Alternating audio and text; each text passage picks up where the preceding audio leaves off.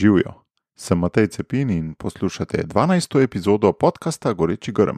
Danes je z menoj Uroš Kuzman, eden najbolj znanih stand-up komikov v Sloveniji, ki je obenem tudi doktor matematike in predavatelj na Fakulteti za matematiko in fiziko v Ljubljani. Uroš je medijska osebnost in medije običajno zanima, kako je mogoče, da združuje zanimanja za tako raznoliki dejavnosti, kot sta stand-up in matematika. Večina pa niti ne ve za njegove ostale dejavnosti. Uroš je namreč zelo aktiven tudi v civilni družbi, konkretneje pri Planinski zvezi Slovenije, pa pri Šaleškem študentskem oktetu in še kje. Kaj je skupni imenovalec vseh njegovih dejavnosti? Je za močne talente na tako različnih področjih potrebno veliko osebne discipline ali gre za danosti, ki pač nam, večini ostalih, niso in nikoli ne bodo dostopne? Sej mojo tezo poznaš, ne? V vsakem od nas se skriva dovolj darov, če smo jih le pripravljeni odkriti in množiti. In Uroš piše prav takšno zgodbo. Zgodbo velike proaktivnosti pri množenju svojih darov. Vesel bom tvojih komentarjev in predlogov na matej@socialna-akademija.si. Pa gremo kar v akcijo. Že veš, kaj je tvoj edinstven prispevek k boljšemu svetu in kako ga udejanjiti? V podcastu Goreči grm razkrivamo močne zgodbe tistih, ki že živijo svoje poslanstvo, zato da lahko ti najdeš navdih, prepoznaš svoje goreče grme in pogumno stopiš na novo pot. Živijo, Uroš. Lepo zamate. Lepo te je videti po dolgem času. Hvala enako. Pogledal sem kar nekaj intervjujev s teboj in vedno ti piše Uroš Kuzman, stand-up komik in matematik. Tako je. To je v bistvu nekaj tak... Veš, ko hočejo novinarji ali pa ljudje smo navajeni dati pod ime nek naziv, neko stvar in to je v bistvu tisto, kar mene najbolj determinira, zdaj vsaj zadnja leta, zadnjih 10 let ziher, pač matematik kot služba, komik kot popoldanski SP, oboje pa dovolj široko, da razumeš še kaj druga spodaj, ne, pač da razumeš pod matematik tudi pedagog, pa tudi učitelj, pa tudi, ne vem, zastavljalec ugank na televiziji, pod komik pa tudi lahko razumeš še mal glasbenik, kantavtor, to je pač režiser, pač nekak te dve besedi jaz lepo povzameta. Ampak mislim, da si ti celo nekam drugam, ne. Iskal voditla v tem. Ne, v bistvu mi je zanimivo, no, ker jaz sem prav razmišljal, sem te res zaradi tega tvojega povabil v ta podcast in te nisem, ne? Ja. Jaz sem te povabil pa zaradi tega, kako sva se midva spoznala. Pred 15 leti si bil ti predsednik mladinske komisije pri Planinski zvezi Slovenije in si tam uvajal čiste nove stvari. Opazil si, da Planinska zveza tem mladim, večinoma srednješolcem, ne ponuja neki dovolj pravih vsebin in si ti uvedel pojem mladinskega voditelja in si kar veliko inovacij uvajal v organizacijo. Ja, v bistvu Planinska zveza je taka zelo razvejana organizacija, tam imaš vrhunski šport, imaš skrb za planinsko infrastrukturo, imaš vodnike in v nekem trenutku smo mi zaradi zakonov, ki so po športu, ki so veljali za področje športa, prišli do tega, da je bila neka izražena potreba, da vsi, ki delajo, vsi strokovni delavci, ki delajo, morajo biti polnoletni. Ker če ti prevzemaš odgovornost za neko skupino, za karkoli, rabiš polnoletnost. In s tem smo v bistvu mi sami sebi odrezali neko generacijo mladih, ki so tam recimo med 15 in 18 letom, ki bi dejansko lahko že nekako aktivno participirali, bi že lahko aktivno nekaj delali, ampak smo rekli, ne, vi pa boste zdaj počakali do 18 leta in na ta račun smo jih tam v tistih srednješolskih letih zgubljali, ker so šli potem raje k skautom ali pa k tabornikom ali pa k nekim drugim stvarem. In smo mi takrat začutili, mi moramo nekaj tukaj na tem področju narediti in seveda mora to biti čisto drugače kot vse, kar mi poznamo, ker pač te srednješolci ne bodo prišli eni tetkov poslušati, kako predavajo, oni bi radi imeli mlade, oni bi radi imeli ljudi, ki so toliko stari kot oni, predavatelje, ki so sam par let starejši od njih in smo se lotili pač tega projekta, da smo naredili takrat neko novo izobraževanje, mladinski voditelj, v bistvu tu smo sledili mal tem trendom, ki so bili takrat že v Sloveniji, v teh nekonkurenčnih, ampak sorodnih organizacijah, že malo razviti in takrat smo pol do tebe tudi prišli. Bojan Notovnik te je nekako spoznal in prepoznal kot tistega, ki smo ga rabili. In se spomnim, da si prišel na naše izobraževanje, da si imel eno predavanje. Še vedno se spomnim, kako si ga začel, štartu si tak, da si neki kar stopil not, pa si začel predavati, pa neke grafe risati, pa pisati gor in da smo se vsi čudili, čakaj, kaj je zdaj to, kaj se zdaj to dogaja. A smo res tako slabega... Sam res, da se jaz tudi to spomnim. A smo res tako slabega predavatla šli poiskat, pa oglaševali smo ga, kako bo zdaj prišel en, ko res zna, ko bo res ful fajn povedal in prve 5 minut smo bili kar si malo zmedeni, ker nekako smo se gledali, kjer te bo ustavil, kdo ti bo rekel, tole je pa malo prehudo, posi se pa ti sam ustavil, pa se rekel, okej, to je bil hecno, zdaj pa gremo se mi zdaj pogovarjati. Ne? Ja, in pa smo se pogovarjali o tem, kakšna je razlika med predavateljem pa med mladinskim delavcem, po mojem. Tako, mi smo takrat kot neka organizacija, ki usposablja mlade ali pa starejše, tudi smo bili ful navajeni tega, da ti predavaš z nekimi PowerPointi, pa da kažeš neke vrvi, pa da vozlaš na in tisto bilo recimo jaz tak potem en tak pokazatelj, glej, se v bistvu je dosti, da se ti s folkom sam pogovarjaš, se v bistvu, če ti dovolj za široko zastaviš neko temo, nekaj, kar ima vsak svoje mnenje o tem, kak bi mogel biti voditelj, kak bi mogel biti nekdo, ki dela z ljudmi, se je to že lahko dovolj za to, da imaš ti 1 uro pa pol, se ni treba zatekati k nekim didaktičnim stvarem. Ne? In ta vtis takrat mi je bil tak ful pozitiven, tudi jaz sem ful potegnil takrat ven, kot nekdo, ki je pol to poustvaril vsako leto, oziroma ki je poskušal na tak način tudi nagovarjati ljudi. Ampak te dve vlogi, matematik in stand-up komik, zdaj smo ugotovila še bivši šef mladih pri Planinskih zvezi Slovenije. Tako. Kaj so še vloge? Dobar, eno, na katero sem ponosen, da jo imaš mož in oče 2 otrok. Tako. To so zdaj, to je recimo zdaj ta glavna vloga, ne? plus tole poučevanje nadaljavo.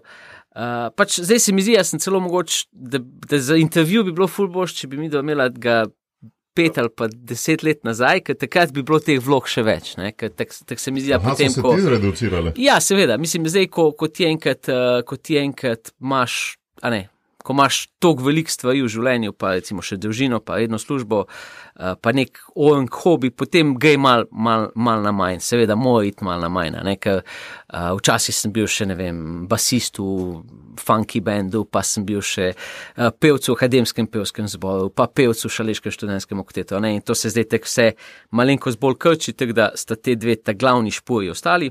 Recimo ena taka vloga, ki je pa nadomestila to voditeljsko vlogo v tej klasični obliki, to je, da delaš z enimi otroki, ki jih ne poznaš. To vlogo sem uspešno nadomestil, ker delam zdaj z družinskimi skupinami. Ne? To je, delam družinske planinske tabore in to zdaj zadnjih par let ful intenzivno, v bistvu to je tak en velik del našega načina preživljanja prostega časa. To jih imaš več na leto, ali kaj? Tako, imamo več taborov na leto, tudi več različnih skupin. In si skozi družino tam? Ja, in sem svojo družino tam, sem za svojo družino tam in z drugimi družinami in v bistvu potem oblikujemo pač neke vrste drugačen program, ker ti pač imaš tudi, če imaš družine, imaš drugačne dinamike, ful bolj moš spoštovati to, da je pač družina celica, ki ima neke potrebe, pa hkrati, da aktivnosti morajo biti take, da niso preveč engagane, to je, ne moš ti zdaj pričakovati, da boš imel cel dan 100% pozornost, ker eni imajo male otroke, pa jih morajo podojiti vmes, pa jih morajo pelati, pa enega spati. Tako moraš imeti recimo manj aktivnosti, ampak tiste, ki jih pa imaš, jih pa prilagodiš tako, da se lahko vsi bodi si vključijo, bodi si pa tudi, če se odločijo, da se umaknejo. In to je malo drugačna oblika dinamike, ampak res ta način dela je zdaj meni in moji družini postal res ful super način za preživljanje prostega časa, ker prvič, kaj je foja, je, da tvoji otroci se imajo ful boljše, če so v družbi drugih otrok. Če greš ti sam z družino na dopust, ali pa z babico, pa z detkom, avtomatsko si ti tisti, ki mora biti najboljši prijatelj svojemu otroku. To je, ti moraš nekako njega animirati, moraš poiskati neke vzvode, kako moraš razmišljati o tem, kako boš organiziral njegov čas. Ko greš takle z različnimi družinami, se meni, ko imam zdaj že 9 pa 7 let stare otroka, meni se zgodi, da jo po cel dan ne vidim, ker ne vem, kje so, pač hodijo okoli po gozdu, neki lazijo, neke igre se grejo, sami se spomnejo. V resnici kar malo odrivajo naš starše na stran, in je super, ker se potem v bistvu ful zaigrajo, imaš tudi ti nekaj od dopusta. Druga stvar, ko je ful fascinantna, me je to bila, ko sem još malo manjše otroke, vsako ima malo manjše otroke, ti greš na dopust, daš otroke spati in to je to. Zdaj pač lahko pogledaš film, lahko pogledaš serijo, lahko spiješ kako pivo, ampak to je to. V bistvu ni nič kaj bistveno drugače, kot je doma, sam da si v eni hotelski sobi. Če greš pa tako, pa dajo vsi otroke spat in zvečer vsi pridejo na pivo. Kar pomeni, imaš ti tam, recimo po 9 uri do 11, imaš ti en tak socialen moment in jaz se spomnim, ko sem prvič šel na tako taborenje, sem prav poštudiral s neko, glej, vidiš, zdaj pa mogoče bo pa moje življenje še kdaj tako, kot je nekoč bilo, mogoče bo pa še jaz, da imel prijatelje, ne. Kot tretji, pa tudi pa najbolj mogoče pomemben vidik tega mi je pa to, ne, da ti recimo, ko imaš otroke, ti ne moreš zbirati prijateljev. Seveda ne moreš zbirati prijateljev z njega, on pač v šoli ima take in drugačne, ko greš enkrat na sestanek, v roditeljski sestanek, si te rečeš, moj bog, kakšne so te mame, kakšni so te fote, če bo moj otrok prišel normalen ven iz te šole, ne, a veš, kaj misli, tako je pač na takih stvarih, ko so pa tako malo tudi tematsko usmerjene, a je to zdaj planinski tabor, pa se mi zdi, da pol se res najde ta neko ravnovesje družin, ki imajo neke podobne vrednote kot ti. Recimo, meni je fascinantno to, da na planinskih taborih nikoli ni problem telefon. Nikoli ni tega, pa ima, oni pa igrajo, a bom jaz tudi, kdaj bom pa jaz imel, a nekaj to je recimo pač konstantna borba za starša. Te družine so navajene, da ko je nek planinski tabor, ko smo mi nekje v naravi, telefonov ni in potem tudi otroci ne iščejo. Če bi zdaj en prišel z enim telefonom, bi že naredil sanje celotni skupini, a ne? Tak pa v bistvu vsi imajo te iste vrednote, pa vsi radi hodijo v hribe, pa vsi sem se zdi normalno, da se zjutraj vstane, pa se gre v hribe. Pa da če ni zdaj glih najbolj komfortno za spat, da se pač potrpi, pa da se pač pomaga, pa da se odstopi poslo tistim, ko imajo manjše otroke, a ne. In se mi zdi, da je to pol tudi v bistvu s tem, z vidika tega prenašanja vrednot na otroka, najboljši medij, a ne. To je še ena vloga tvoja, ki jaz sploh nisem vedel. Jaz vem za mnoge članke v Planinskih vestnikih, vem za mnoge knjige ali pa delčke knjig, ki si jih izdajal, vem za mnoge YouTube, vem za Šaleški študentski oktet, za mnoge tvoja partnerstva z različnimi drugimi ustvarjalci, za zastavljanje ugank na TV-ju, ne. Ta množica vlog. Ti imaš potrebo zdajle v tem življenjskem obdobju, star si koliko, malo čez skoraj 40, ne, malo manj. Ja. Krčati te vloge, pa jih poglabljati, torej učiti se naprej, pa plemenitati se v globino. Ja. Ali bolj v širino, pa pogrešaš to širino?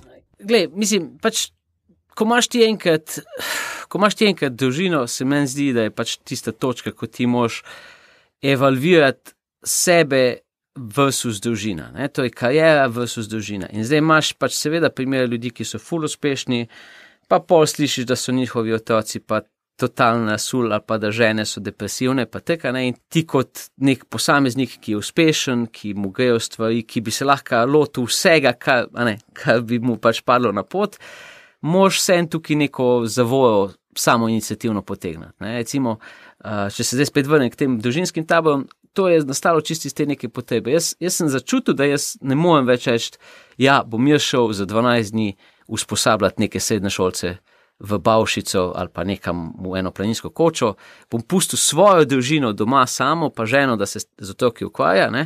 Jasno, da tega ne moreš več narediti. Lahko jaz se odzovem na povabilo, pa gremo mi tja kot družinski izlet, pa jaz malo spredavam, pa gremo mi na en izlet, prespimo, pojemo zajtrk, pa gremo domov. To gre, ne morem pa jaz več tega časa v taki meri namenjati, kot sem ga namenil, ko sem bil študent.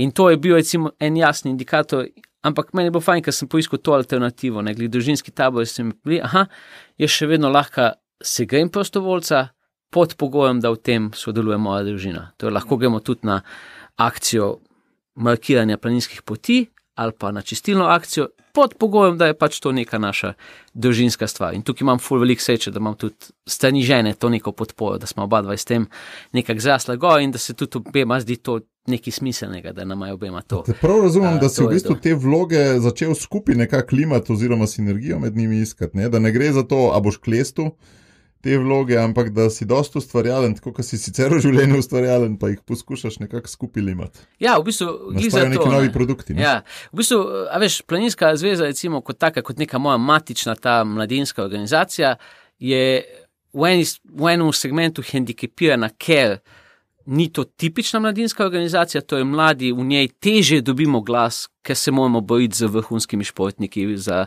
svoj košček svobode pod soncem, pa z ne vem, unimi, ko imajo sekcije za tretje življenjsko obdobje, pa z unimi, ko markirajo poti, pa z unimi, ko imajo koče, ne, se moramo za to boriti.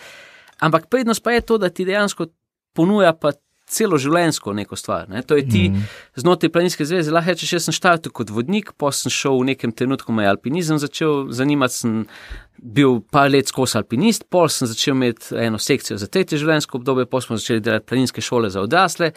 Res ti omogoča, da nekako celo to narediš. Tako, pa še gorska reševalna na koncu. Ja.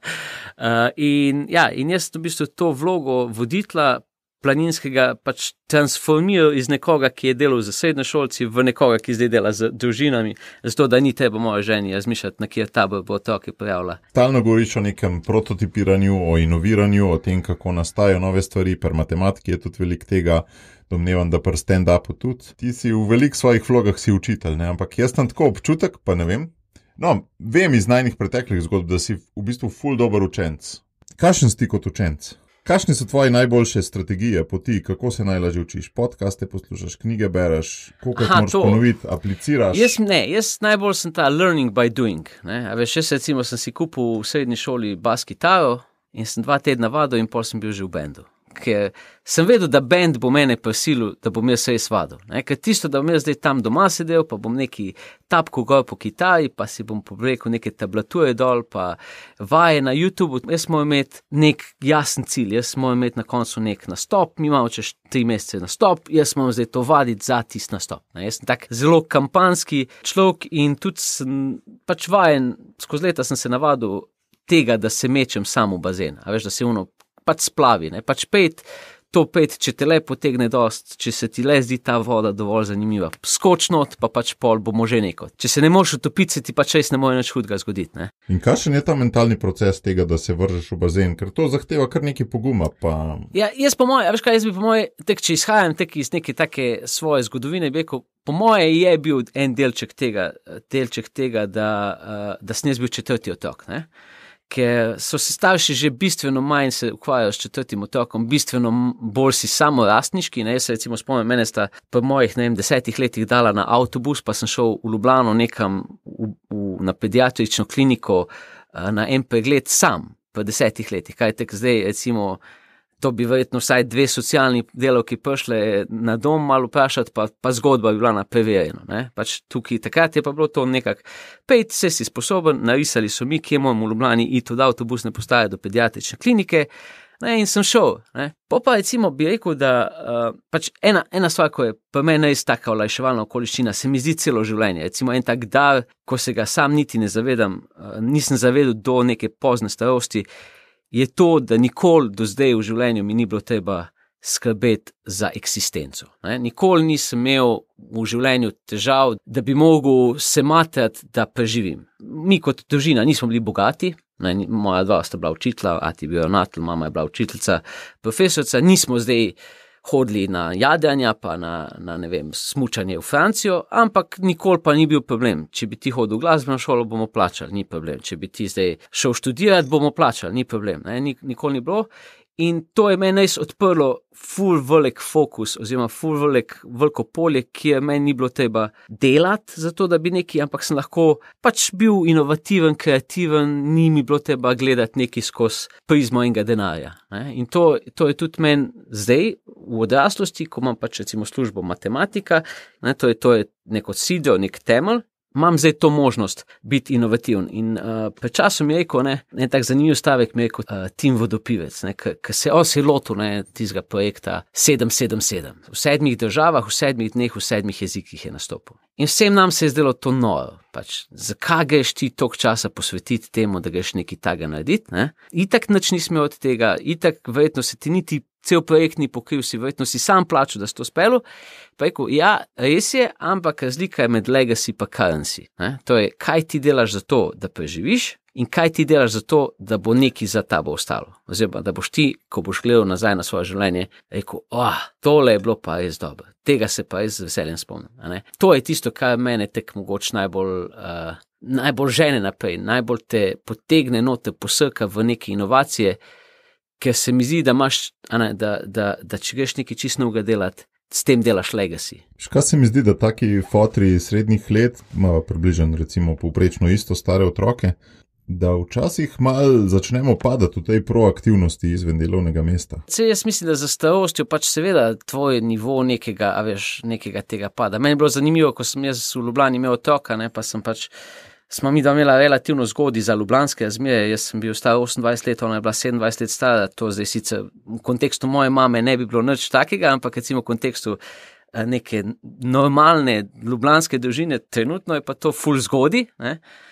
In tam se ti že recimo vidi, ko greš ti na igrišče, si šel kot 28-letnik, si ga pustil, da je tam se gungo, da je se furil po toboganu, en 36-letnik, ne, ga je pa čuval, če se pošalim, ker je vedel, da je to zadnji, ko ga lahko sproducira.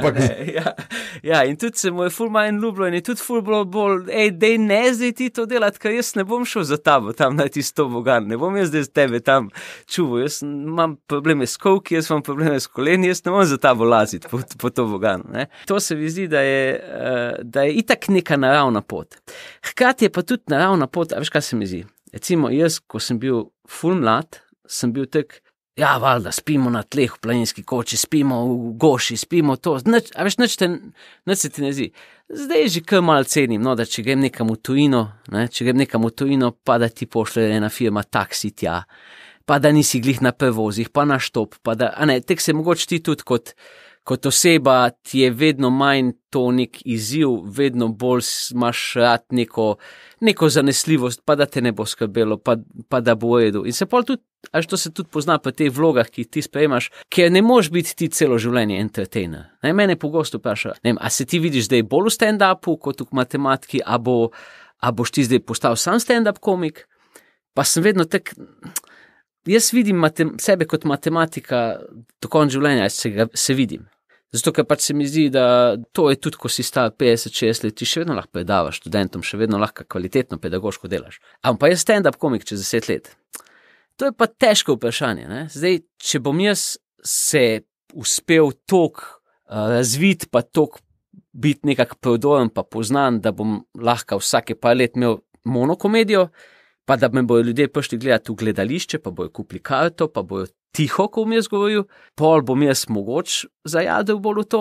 Če se bo pa zgodilo, da bom jaz se mogel vrnati v to vlogo, ko sem imel pred, recimo samostojno predstavo, da bom hodil po Abrahamih, pa po zaključkih od firm. A si delal to? Ja, to je bila moja, to je bila moja prvih 8-9 let je bilo to moja karijera, ne. V bistvu tako sem jaz prišel do te točke, ne. Po Abrahamih, po zaključkih, po študentskih klubih, po mladinskih centrih, nekaj, kar smo delali včasih, zato ker je bilo rock and roll, ali kaj te ne ubijete jača, ne. To te zdaj ne zanima več. Ja, to ti je tudi v resnici napor, ne. In v resnici tudi sam vidim zdaj, da recimo sem že v tisti fazi, ko tudi dobim kak klic tak navdušen, ko čuješ, da so se na drugi strani par prostovoljcev mladih spomnilo, gremo mi nekaj narediti, bomo mi tega Kuzmana poklicali, pa bo on pol že nekaj, ne. Da tudi včasih malo zavrnem, ker se mi zdi, ne vem, a so oni tam na drugi strani fajn poštudirali, pa nočem jaz zdaj tega stresa doživljati. Jaz bi rad, da vem, da ko bom tja prišel, ne bo zdaj, bom jaz videl, oni pa sploh ne vejo, kaj delajo, pa moram zdaj jaz še nekaj zrihtati, da bo tole sploh izgledalo dostojno, ne, včasih se dogodi, sploh pri kakih dobrodelnih stvarih, pol te tam vržejo neko telovadnico, pa na koncu zberejo 30 €, pa si misliš, če bi mi rekli, naj dam 100 €, jaz bi vam jih dal, ne, mislim, bi mi bilo lažje, kot pa iti na drug konc Slovenije, se materati za pol ure za to, da smo mi zdaj teh 30 € zbrali, ne. In tudi sam vidim, da si pol mogoče malo te standard, to udobje, ki ga potrebuješ po svoji dejavnosti, ti je tudi tak, ti je postane pomembno, ne. Plus tega, da tudi malo si misliš, vse to je tak zelo zlajna in stavka, ampak si misliš, po 10 let smo se matali, nismo se matali zato, da bomo zdaj še vedno delali tisto, kar, Dočim pa, da se razumemo, jaz podpiram vsake eksperimente, vsake eksperimentiranje, sam pač jaz mogoče osebno, ker že sem v fazi življenja, ko moram malo zbirati, kaj lahko delam, pa kaj ne. Ne morem zdaj vsakič, ko me kličejo, če bi šel v en odbor ali pa eno komisijo ali pa v en projekt, moram malo videti, moram malo verjeti v tisto idejo, da me potegne zav, ne morem zdaj čistce. Se mi pa zdi, da pa vedno večjo vlogo pa dobiva disciplina s starostjo, ne? Ful, mislim, zdaj jaz sicer nisem zdaj ta človek, ko ga ti pogledaš na sliki, pa bi rekel, ta pa zgleda ima vsako mišico svojega telesa preštudirano, pa na pravem mestu nisem, ne. Ne morem, nekako mi tudi zelo redko rad imeti ta življenjska obdobja, ko je vse postavljeno tam, ni pa, da se jaz ne trudim. Jaz se res trudim, ker se zavedam tega pomena, ne. Ker se zavedam pomena, da jaz najbolj funkcioniram, ko nisem pod stresom, ko sem fizično fit, ko nisem zanemarjen, tudi da imam to neko, ne kondicijo ali pa lepoto ali pa fizično lepoto, ampak da imam neko fizično pripravljenost, da redno se kreiram, da imam neke stvari, ko me sprostijo, ne, pa ko v bistvu vem, kaj delam. Takrat sem jaz nekako najbolj, ko imam nek ta checklist, ki počasi dobiva neke kljukice, to mene najbolj tek pomirja in pa mi je tudi ono, ko se zjutraj zbudim, nisem prazen, nisem, kaj bomo pa zdaj delali, krize so, ne vem kaj, zdaj pa se bo svet porušil, ampak si tek, danes imamo to, gremo v to, ne. Je pa res, da pač meni se recimo zdaj v zadnjih letih to predstavil, eno obdobje se mi je prav porušilo vse skupaj, ne. Preselili smo se z družino v Velenje, avtomatsko sem imel ful več vožnje. Pa so začele biti še predstave, zvečer sem se še zvečer vozil, včasih sem v Ljubljani ostajal, ful sem bil v avtu, seveda ta prva stvar, ki jo odvzameš v takem procesu, je rekreacija, zaradi tega, ker pač, če si že doma, ne moreš zdaj še reči, da greš še v fitness, moraš pač biti bolj z družino pa z otroki, ne. In recimo sem bil pred enim letom, ko je štartala ta epidemija, se mi zdi, sem bil jaz tek izmozgan, ne, tek prav zmaten sem bil, nisem imel nekega kreativnega navdiha, ko se je pa zdaj ta COVID začel, sem pa nekako po prvih parih mesecih sem mal bil negotov, pa mi je bilo vse kar precej stresno, kaj zdaj bo, kaj sploh smo mi delali v življenju do zdaj, kaj bomo sploh še lahko delali. Pol nekje jeseni smo pa začeli vsi tudi malo živeti s tem in se je pa spet ta energija našla, sem začel tudi sam izkoriščati ta čas, ki je kar naenkrat nastal, ni bilo več vožnje v Ljubljano, ker delam nadaljavo, ni bilo toliko večernih aktivnosti, toliko nastopov, bilo je neki prek Zooma, ampak kar naenkrat sem lahko spet zajadil in sem zdaj recimo ful ponosen, ker sem spravil v tem času malo bolj fit sem postal in res z nekim takim optimizmom gledam na to, da se bo pa zdaj mogoče malo sprostile stvari, pa da bo čas za nekaj novega, ne. V bistvu ta neka pauza, ki jo je narava priskrbela temu planetu, je tudi meni zelo dobro dala. Ti je v bistvu kot en dar, če te prav razumem. Tako, kot en dar. Za tvoj osebnostni razvoj, ali kaj? Tako, ja, ali pa za tisto situacijo, ki sem jaz prej bil, ko sem bil že malo zakisen, malo preveč, je zdaj v bistvu narava poskrbela, da sem jaz imel malo. Seveda, jaz bi mogel sam si to vzeti, ne bi smela me narava prisiliti v to, pa ne bi smela narava še 6 milijard drugih ljudi javno groziti za to, da je mene ustavila. Vse za rešitev tebe. Ja, za rešitev mene. To ni bilo najbolj fajn, ampak ja, drugače pa če priznam, pa se v bistvu zdaj počutim po enem letu epidemije boljš, kot sem se pa počutil prej. Bi pa pripomnil, ko govorijo o teh gorečih grmih, pa o ljudeh, ki te lahko inspirirajo, recimo med stand-up komiki, Jerry Seinfeld velja za človeka, ki je najbolj ali pa vsaj najbolj prodaja zgodbo discipliniranosti, ne. Marski komik tudi za nalašč malo prodaja to, da njemu se itak ne ljubi nič, ne.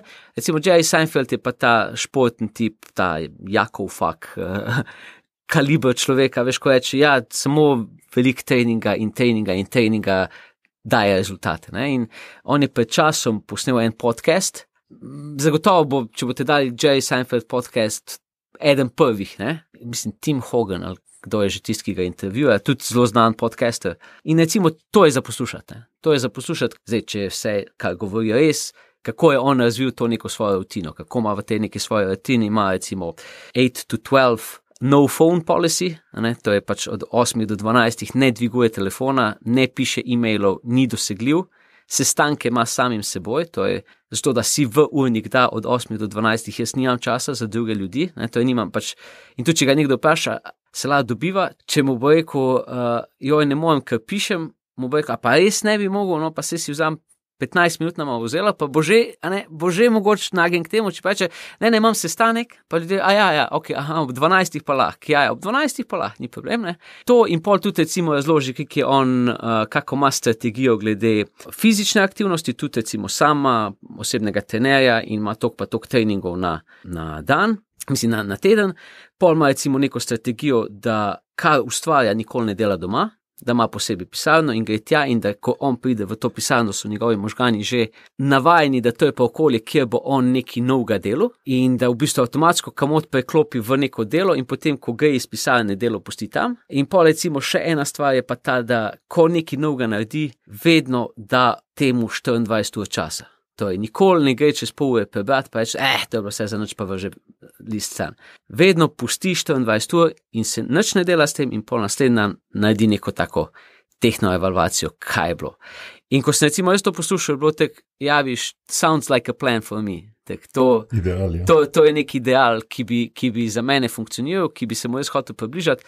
Je pa res, da pač znotraj mojih nekih omejitev življenjskih ne morem priti k temu idealu, ampak recimo zdel se mi je pa to tak zelo idealen scenarij za človeka, pa, ki hoče kreativno delati. En tak element je pa tudi fokus, ne? Zdaj, ko sva govorila o vseh teh tvojih vlogah, pa kako jih uspeš z disciplino ali pa z nedisciplino zmenedžirati.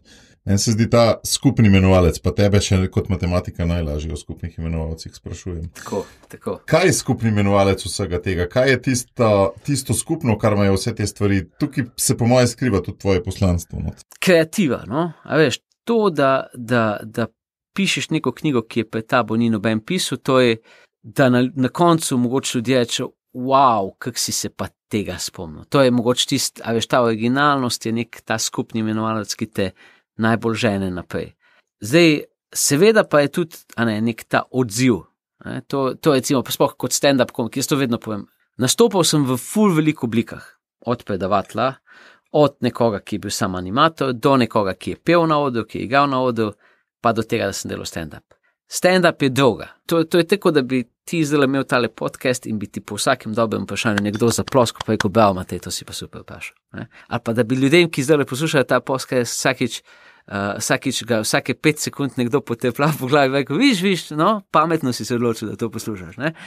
Ti tam dobiš res instant feedback, instant ta feedback, ki te hrani, ta pozornost, ta smeh, ta aplauz tebe direktno nahrani. In je v bistvu to je tisto nekaj, kar je skupni imenovalec tvojega dela. Mogoče, da ti ne rabiš več tistega, da bi tebi nekdo rekel, joj, ti si pa tak fajn, to, kar pa ti delaš, je pa tak super, ampak lahko to z svojim delom sam postaviš na ogled in potem dobiš nazaj, tudi če ne dobiš v taki eksplicitni obliki, pa nekako začutiš. Tudi če je nek projekt si naredil, pa ni noben zdaj ti dal zlatega priznanja za nekaj, pa ti vsem veš, ti nekako čutiš, ali se ljudje začnejo o tem pogovarjati, ali začnejo to kritizirati, ali začnejo, ampak postal si gosip, in če si ti postal gosip, če si ti postal govorica, nekaj, kar se komentira, govori, to je bilo dobro, to so ljudje opazili to, kar si naredil. Ne glede na to, da zdaj šimfa je bilo ok. Pa se res toliko hraniš s tem feedbackom prav, ali ti je pač samo neka povratna zanka tako? Mislim, tukaj je malo celo nevarno, da bi se človek preveč hranil s feedbackom. Ne bom ti zdaj rekel, da jaz zdaj pol izključno po magnitudi feedbacka zbiram dejavnosti, ki se jih lotevam. Pač imaš različne oblike zadovoljstva. Recimo, jaz imam ta dva glavna biznisa, ki se jih grem, sta diametralno nasprotna. Če ti rata pa stand-upu povedati dober joke, se ti zasmijo takoj, tam so, dobiš takoj, pa tam matematika pa pišeš eno raziskavo, eno leto pa pol in pol ga objaviš v neki reviji in oni pol rabijo 2 leti, da to se odločijo, je dosti dobro za njih ali ni in pol izdajo in pol greš po 2 mesecih pogledati in vidiš, da je bilo 37 ogledov, pa od tega je verjetno še kjer narobe kliknil, pač ni.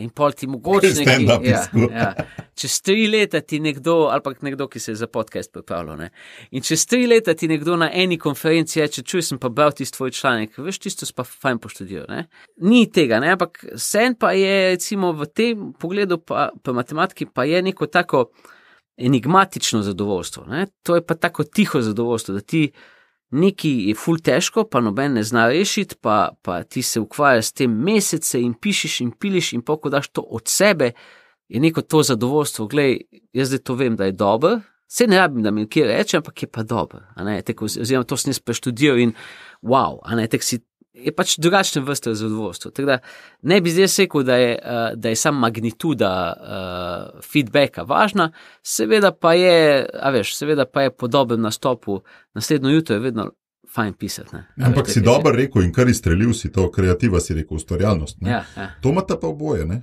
To ima pa in matematika in stand-up in še vsi umestni tvoji diapazon tvojih ostalih umestnih aktivnosti od planincev do... Tudi matematika, recimo predavanje matematike kot tak, jaz sem tudi ful z veseljem učim. Ne? Jaz nimam tega, recimo, ko imajo močki raziskovalci to, da oni bi tak samo raziskovali, po jih pa vržejo še učenje, pa morajo učiti, pa trpijo. Ne, jaz to ne. Meni pač včasih mi tudi to ful dober izziv, ki sem ga dobil, ko sem šel na TV devat uganke, je bil pa glih to. Ful te TV omeji, ti imaš 3 minute, da poveš eno uganko in da razložiš in da ljudje doma rečejo, to ni bilo kar neki. To sem dejansko malo razumel. Ne, to je ful težko. Ne, pač probite, doma vzamete eno uganko, pa probite v 3 minutah nekomu razložiti. To ni lahko, ne, ampak je pa izziv. Ne, in to je pa pol, veš, tisto, ko... Je bila tudi na tvoja voditeljica zelo dojemljiva, se mi zdi. Ja, mislim, zelo smo štartali na tak način, dej ne ti preveč probat biti pameten, ker mi smo tu vsem televizija, ki vemo, kaj delamo. Dej ti lepo nas posluši, pa ti bomo mi povedali, kako to izgleda, pa kako se to na televiziji dela. A veš, jaz pa po naravi sem tak, da zdaj, če još ti meni zdaj tam ko ti pa zdaj sam tek deli, kot je nekdo rekel, bom norel vse. Mogoče bom lahko enkrat, dvakrat lahko nekaj, ampak pa jaz... To bi bilo boljše, če bi vi mene poslušali. To je sve, kaj je treba narediti. Zelo hitro je to že začelo po meni malo eksplodiravati in pol se spomnim, da je bil tam en režiser, ki me tudi ona me pelala k tistemu režiserju, tako ko češ, da se zdaj pa jaz še z njim malo pomenim, da bo pa on mogoče malo mene v kalupu in pol je pa on bil tak, te mu pust malo, dej te probati zdaj malo to, malo bolj, a ne? In pol so mi pustili, in ko so mi pa pustili, avtomatsko sem pa jaz pa zaživel tam noter, ker so mi pa pol pustili in pol smo nekako s časoma našli to ravnotežje, kaj je njim pomembno, kaj je meni pomembno, kako to narediti in je pol iz tega ful dobro ratalo, ker potem so dejansko na koncu, ali po eni sezoni, ali po 2 sezonah si bili tak, wow, to pa ful preseglo pričakovanja, ker nismo imeli zdaj enega človeka, ki bi na koncu s PowerPointom povedal neko uganko, ampak je bil ta nek stik pa interakcija med vama, pa zgledalo je, kot da vaju dva imata da sta fenda, ki zdaj se malo bockata, ampak ali še bilo jih to potrebno za oboje, da so in meni dali malo prišli v mojo smer, da me niso zdaj držali v eni kletki in da so mi ene parkrat razložili, ker se jaz tudi, mislim, vsaj za sebe upam, da lahko rečem, da sem dojemljiv, da predvsem tudi ena stvar, ko pa jo res, a veš, tudi gojim kot vrednoto, je kompromis,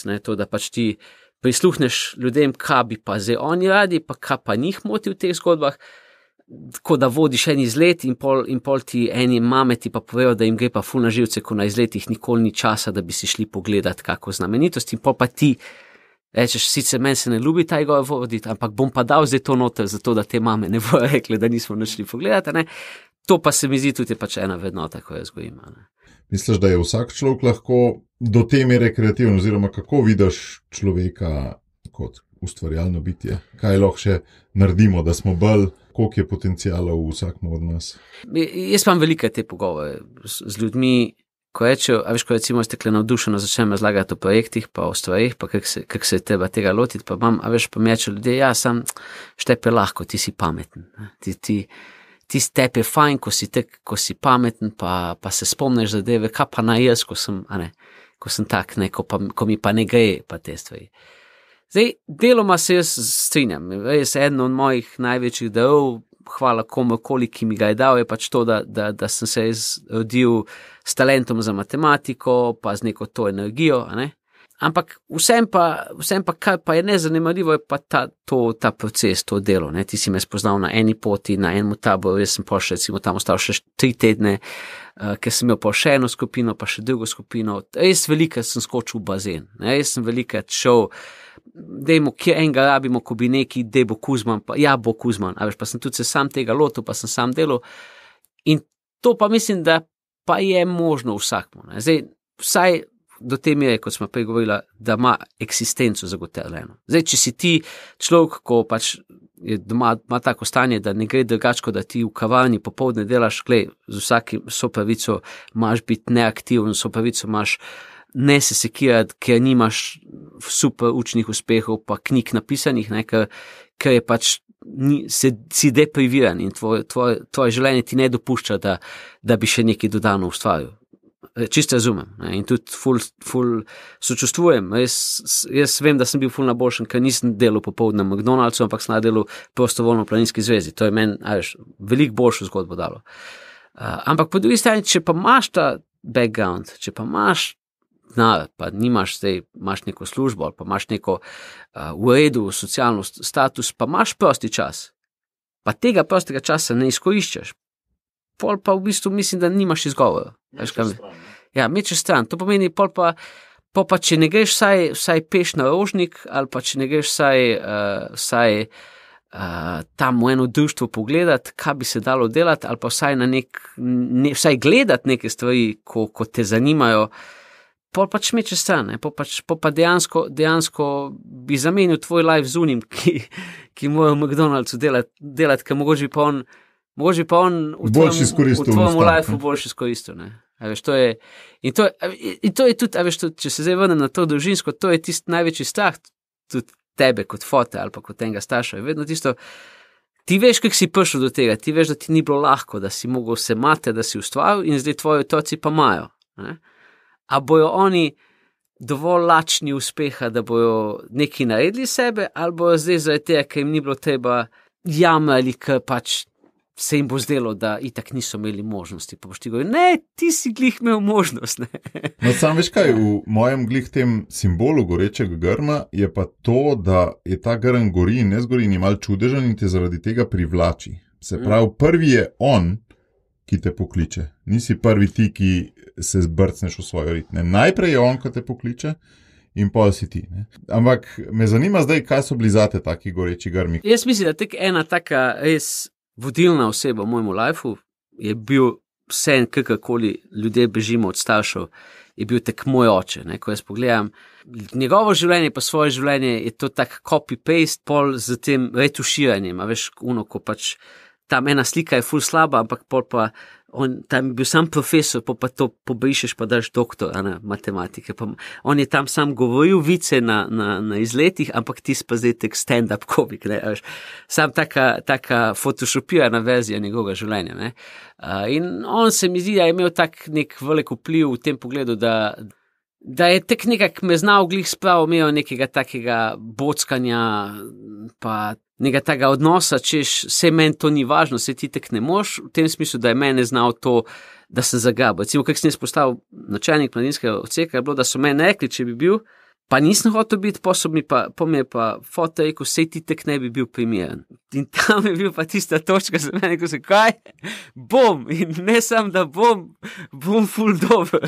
Ta neka, bom jaz dokazal zdaj to svetu. In recimo, zelo dobro je na tem valu zajadil tudi Bojan Otovnik, sva ga prej omenila, on je bil tudi najmlajši predsednik Planinske zveze Slovenije. V tistem času, ko smo se mi da spoznala, malo kasneje je po dolgih letih tega, tako bi rekel, enega tega zelo markantnega predsednika iz prestola vrgel, no, tega, ko je bil zelo dolgo časa, zelo tak bolj monarhija je bila to, no, in ga je vrgel. In on je tudi, recimo, meni bil vedno tak, vsaj v tistih letih, ko smo se mi da spoznala, se mi zdi, da je bil tek ena taka, 8 let je bil starejši od mene, skozi sem gledal, kaj on dela, pa kaj on dosega in se mi zdi, jaz sem to šel po njegovi poti, jaz sem to še prej ko on, ne? In je recimo bil nekak tek ena tak predhodnik, a veš, ko si šel za njim, je pa res, da sem potem v nekem trenutku zdaj, recimo, sem skrenil neke druge sfere svoje snajdo in tudi, recimo, jaz osebno vem, da ne bom šel v podfunkcionalstvo, ne? Recimo, jaz sem se zdaj to pa sebi odločil zelo močno,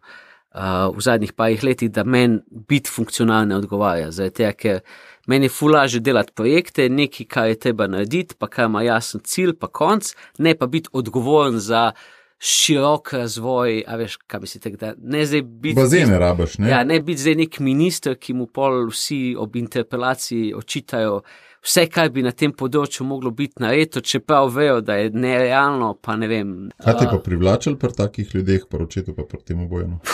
A veš kaj, recimo jaz, ena stvar, ko jaz ful pogosto rečem, je, če nimaš svojih načrtov, postaneš del načrta od enega drugega. Tak, če bi mogel en pregovor jaz napisati v Biblijo pregovor, jaz bi ta pregovor napisal. To je jaz tak, imam to prepričanje, da če ti ne veš, kaj bi rad, je zelo velika verjetnost, da boš pač pol, te bo nekje eni drugi ljudje potegnali noter, in boš pol tam noter in pol ne boš več zadovoljen, ker ti ne boš delal nekaj, kaj bi ti rad, sam po drugi strani pa ne boš šel ven, ker pa niti tega ne boš imel. In boš pol ujet v neko svojo nesrečo, ne? To je treba imeti svoj načrt. In ona dva se mi zdi, da sta vedno imela tak svoj načrt. Recimo, Bojan sploh je bil tak šok, da če si njemu recimo prišel z neko temo, recimo, da se je neka nova stvar začela, recimo, ti jim dal za primer. Pridejo tujni kolesarji v Planinsko zvezo Slovenije. Torej, oni bi radi hodili s bicikli po planinskih poteh. Kaj boš naredil? A boš ti rekel, ja, ne, planinci smo samo ljudje, ki hodimo v hribe in turno kolesarstvo nima kaj za delati, to mi prepovedujemo. Na drugi strani pa rekli, oni kaj pa turno smučanje, zakaj se pa hvalite, da je Davo Karničar smučil dol iz Everesta kot prvi človek na svetu, to vam je pa fajn, pa boš malo v dilemi. Pa po drugi strani se boš vprašal, a bojo oni nehali furati bicikl po slovenskih Alpah? A misliš, da zdaj, ko boš ti rekel, mi prepovedujemo, bojo pa oni nehali? Ja, verjetno ne bojo, oni bojo verjetno še vedno snemali YouTube videe, pa jih bojo delali, pa bo imelo to full ogledo, pa bo vedno več mladih, ko bojo hoteli to delati. Ja, kaj je pol pametna pot? Ja, dajmo jih mi vzeti k sebi, pa z njimi začeti razvijati to zgodbo, pa z njimi probati narediti nek dialog, pa se z njimi dogovarjati, pa naj oni skrbijo za to, da se bojo njihovi programi usmerjali v to, da ne moš se povsod voziti, lahko se vozimo po teh, pa če se vozimo, moramo na tak način. To je, ti boš začel regulirati eno tako dejavnost, ki bi sicer itak obstajala, pa bila nekje zunaj, jo boš začel regulirati in jo voziti v sklad svojo doktrino, kar je zagotovo boljši princip, kot pa da jih ti odežeš. Ne? A veš, to je bila ena taka stvar, ko mi jo je on zelo jasno, ko sem ga jaz vprašal glede tega, pa sem mogoče bolj bil ta konzervativc, pa sem bil, to ne bo, bolj ta bil, ki se, recimo mi je on tek povedal. In sem pa tudi videl, da so oni, kot recimo, ko je bil predsednik Planinske zveze, da so oni šli v to, gremo mi ustanoviti komisijo. A veš, me je mogoče to privlačilo, da sem videl, on pa ima načrt, a veš, on pa ima ta načrt in ima neko vizijo in zadevo bolj vidi ta nek končni cilj in pol, ko ima ta končni cilj, ve, kaj je treba nekako podrediti.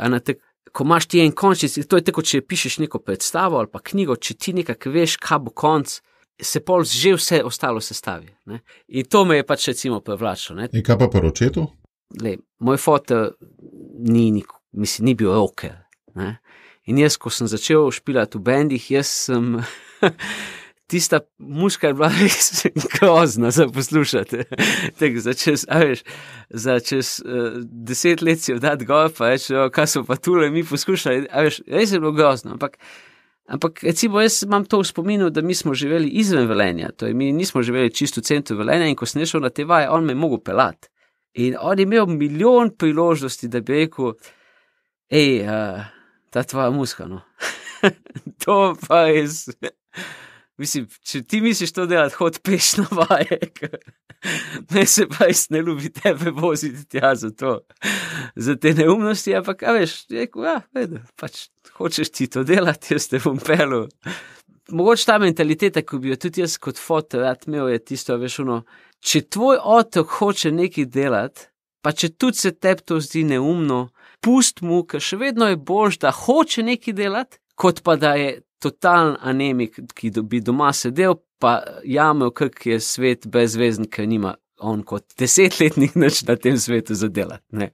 Jaz enkrat v diplomi, recimo, sem imel to, da moja starša sta poskrbela, da je moj life bil kot laboratorijske vaje z veliki eksperimenti. Ja, veš, ko je bil teh pač, tukaj imate, probite, požgite se, zažgite se s kislino, malo prste, malo naj kaj eksplodira in pol, mogoče vam pa rata narediti en avto na elektriko na koncu, veš, tako pač.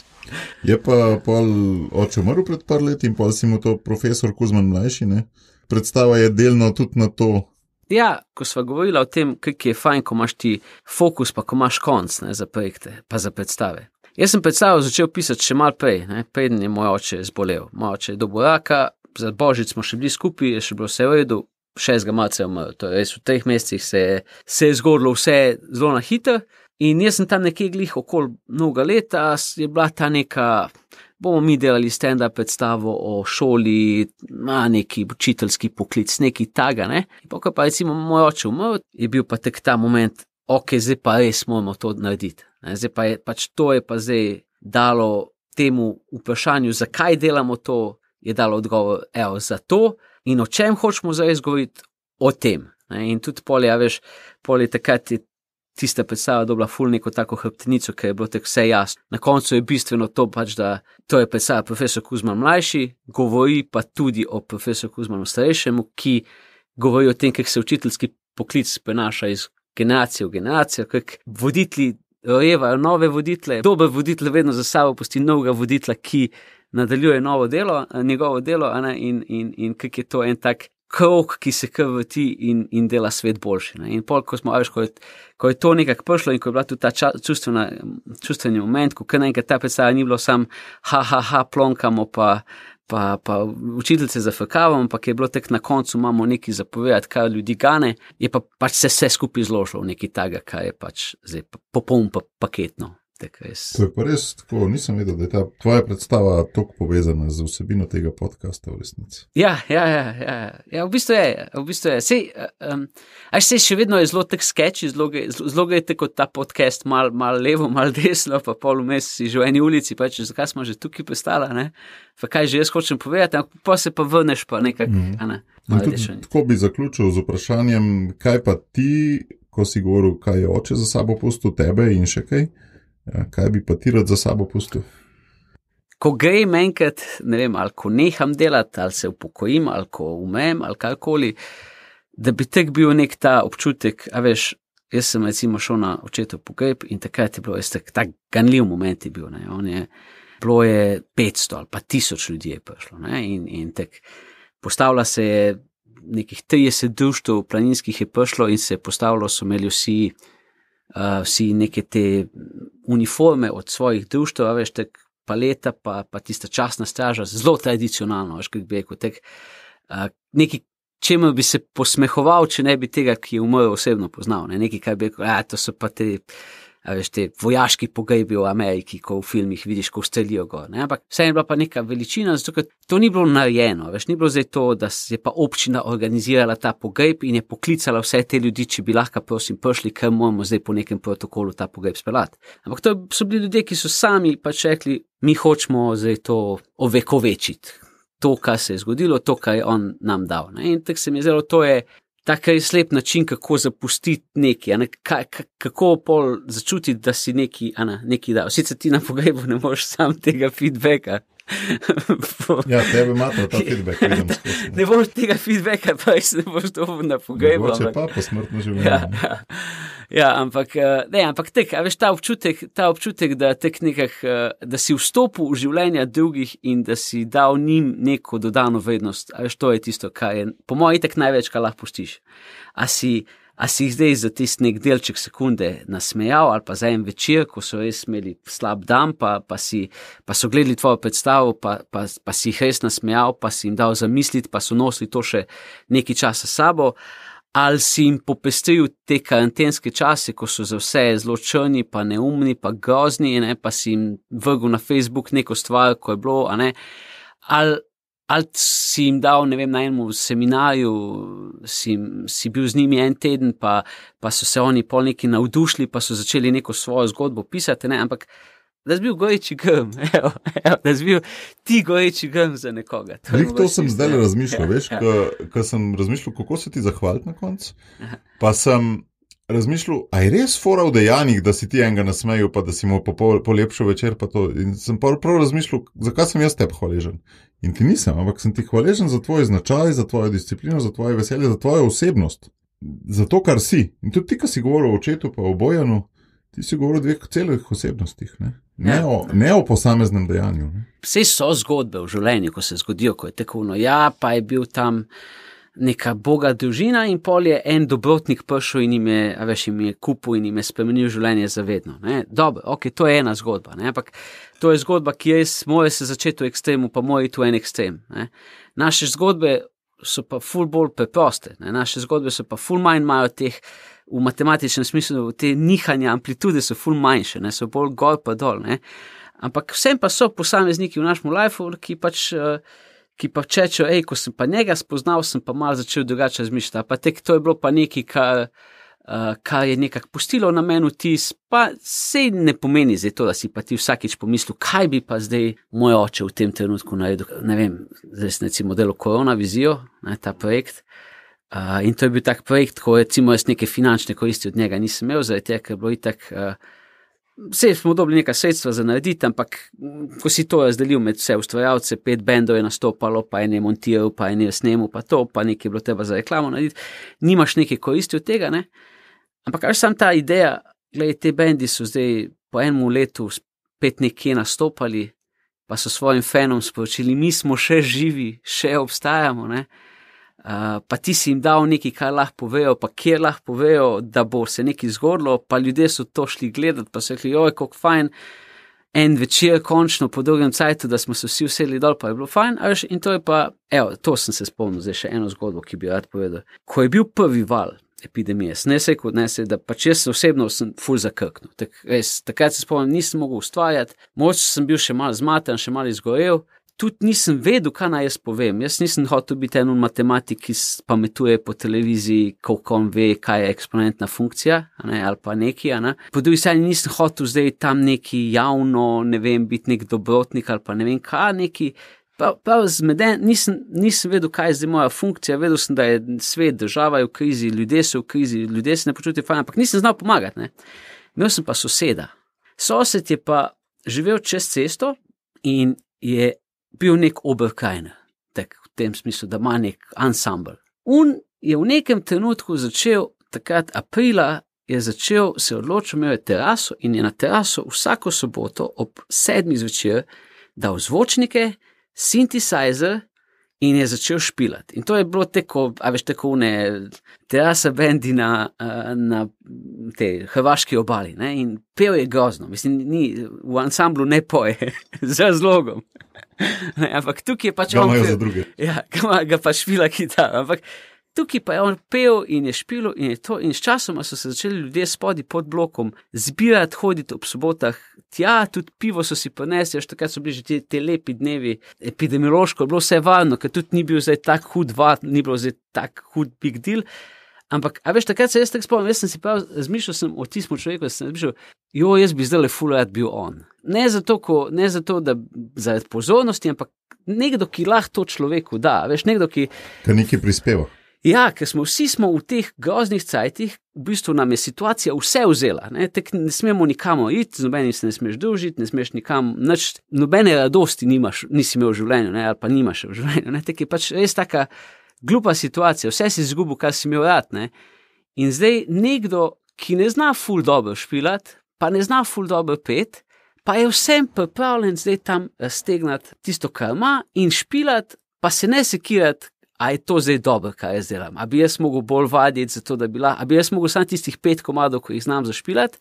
Ne, on se ni obrnil, on je dal gor, je špilo, jaz se spomnim, moja 2 otroka smo šli po penice, une sladkorne, pa smo si jih pekli, gor na gorilniku, na balkonu, pa jaz sem si pivo odprl, pa tek in kak je ta človek zdaj v tem času, točno v tem trenutku, ko mi nekaj rabimo, ima nekaj za nas. Ne? In to se mi zdelo ful dobro in ful je še grozna zgodba naprej, ker je pač v drugem valu pa zbolel. In dejansko je dobil COVID in je potem čist shiral, tudi na Soči je bil vmes, takaj se to najhujšo možno obliko ta človek dobil in zdaj je prebolel.